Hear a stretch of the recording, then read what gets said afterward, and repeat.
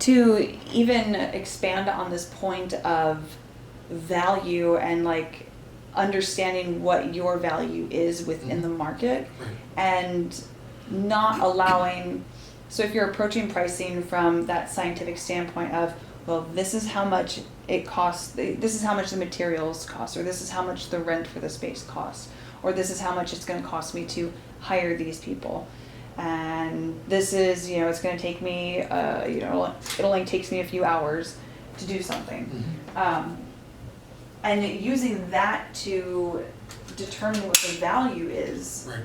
of the business is, I think, in a lot of ways very detrimental. Yep. Because you, instead of forcing the consumer to see where your value is, and to understand that as the creator or as the entrepreneur or as the business owner, you determine what your value is. Right. You determine how people value you. Right. And so if you go by the model that everyone else is doing, then why wouldn't your audience or your consumer see you just as everyone else? Right. And so I think that, especially with creatives, and this is, applicable to anybody really, is that understanding you determine your value, not the other way around. Right. And that if you are able to determine what your value is and you're able to market that and you're able to sell that, then you can charge whatever price you need to charge. Right. Because you are setting your value and you are helping your audience see what that value is. Right. You're telling them this product, this service is worth this much. Right. And here's why. Well, just like pricing, value is a very complex topic. Lots of entrepreneurs struggle with, so entrepreneurs may get asked to participate in, some type of business development program or whatever for their business, and a lot of times they go to these programs or they're housed in an incubator and they'll walk them through, let's do a value proposition exercise. And entrepreneurs struggle with that because it's a complex process. But it's also actually very simple. And so how you approach that is what makes it simple. So first of all, what I would tell any entrepreneur is you need to start a business around your passion. Because if you're passionate about what you do, first of all, the excitement that will permeate throughout your pores is infectious, right? First of all, so you also have to be in a place where you do what you love because you love it, and you don't approach it as work. You don't view it as work. Because work at some point is going to get boring and tiring, right? And you'll get tired of doing it. But if you love what you're doing, you will. It never appears to be work to you.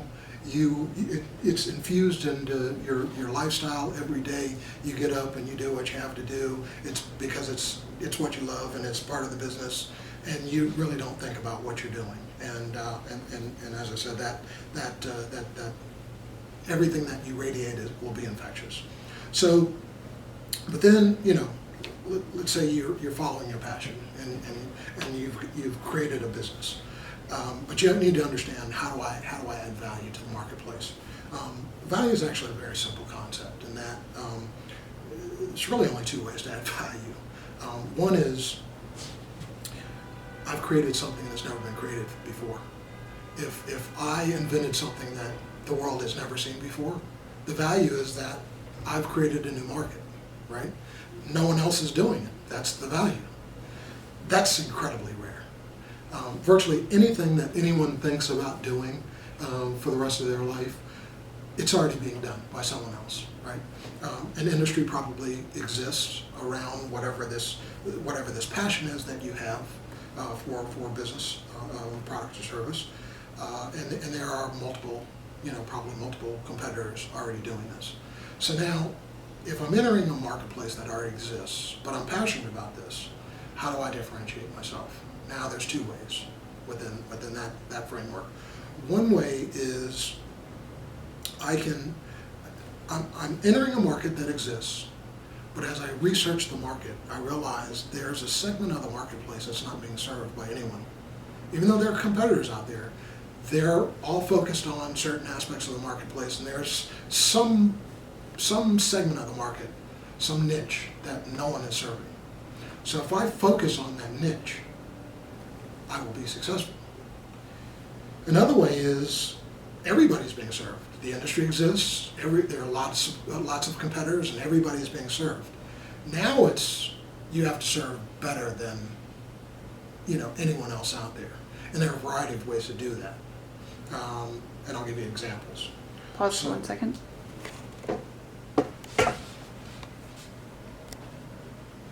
This is really good, by the way. Yeah, no problem. I don't know. I like we're really getting into some really, really good stuff. Okay.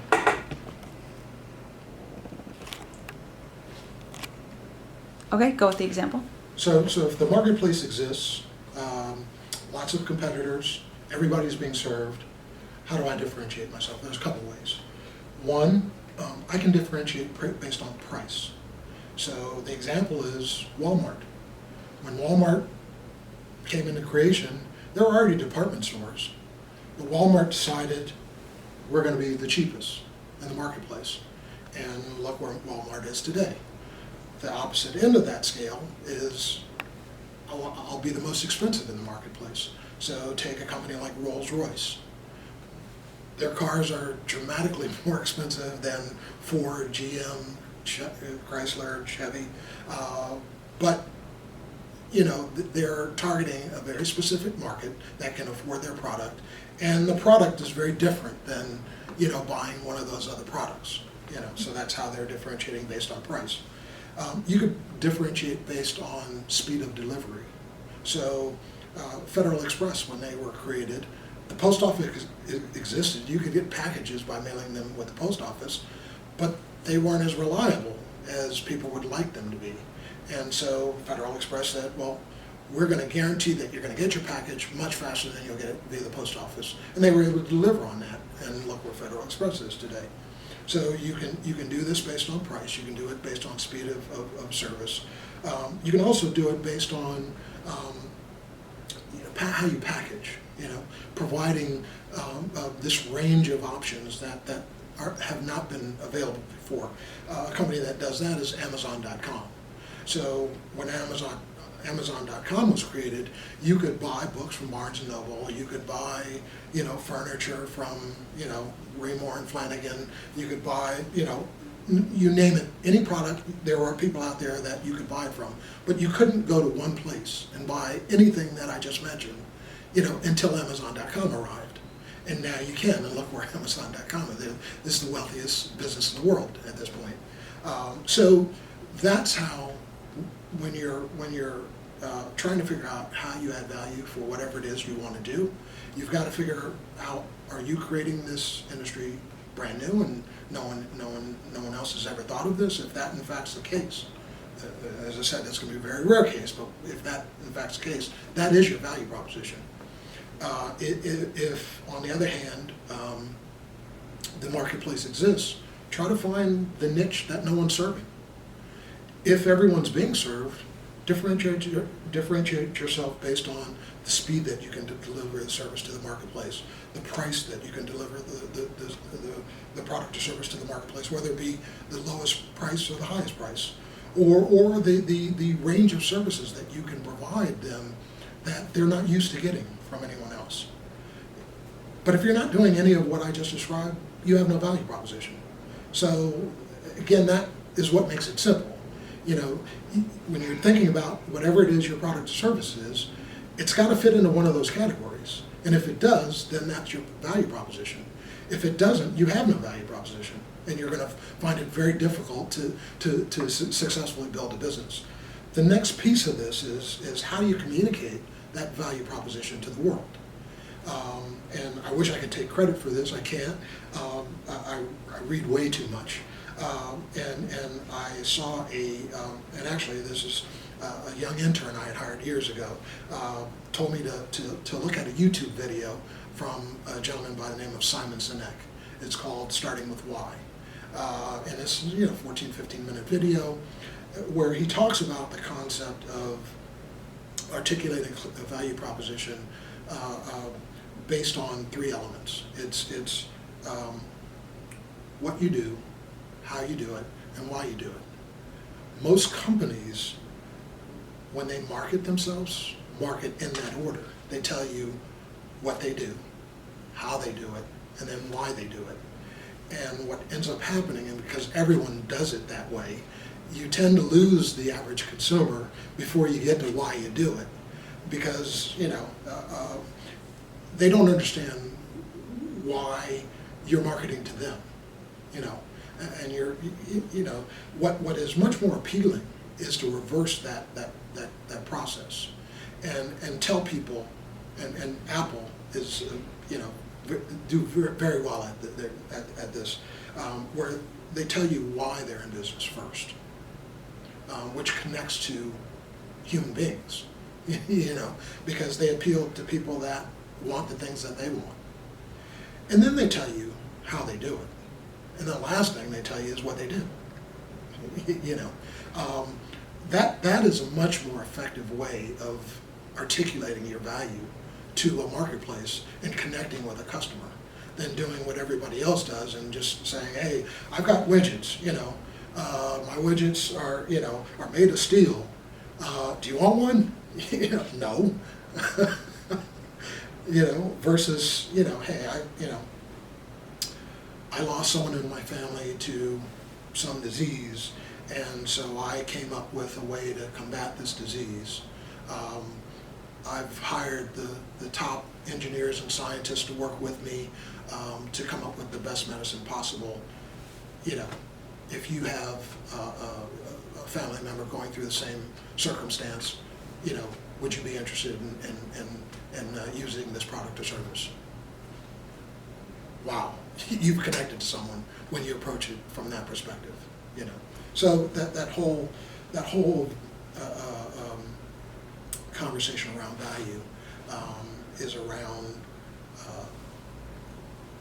understanding, approaching your business from the perspective of doing something you absolutely love and don't perceive to, and so I tell entrepreneurs all the time, if you want to figure out what your passion is, it's like, what would you do if you weren't being paid to do it? And if you can figure that out, everybody does something that they don't get paid to do, that they love to do. And they're probably, and they haven't thought of starting a business around whatever that passion is. But if you start a business around that passion, again, what you bring to the world in terms of your excitement about this because you love doing it is going to be so infectious, people are going to want to buy. Now, there are other things you can do. Again, it helps if you understand how to articulate your value. Are you doing something that no one else has ever done before? Or are other people doing what you've decided to do? But there are ways to differentiate yourself based on that. Whether again it's servicing a niche that no one else has served, or is serving. Going to market faster, broader range of things that you can give people for the sale that you're making to them, or based on price, and so when you do all of those things, again you will find yourself being much more successful. There are a lot of other elements, but that you're on the right track when you start to do a lot of those things. Perfect.